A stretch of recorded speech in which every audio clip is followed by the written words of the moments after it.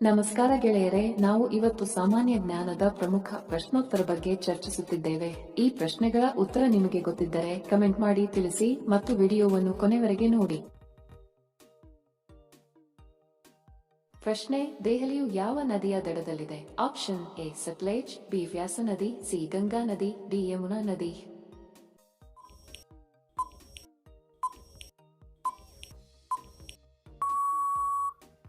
ಸರಿ ಉತ್ತರ option D Yamuna ನದಿ. ಪ್ರಶ್ನೆ: ಮಾನವನ ದೇಹದಲ್ಲಿ ಹಿಮೋಗ್ಲೋಬಿನ್ ಉತ್ಪತ್ತಿಯಾಗಲು ಏನು ಬೇಕು? ಆಪ್ಷನ್ ಎ ಅಯೋಡಿನ್, ಬಿ ರಂಜಕ, ಸಿ ಕಬ್ಬಿಣ, ಡಿ ಚಿನ್ನ.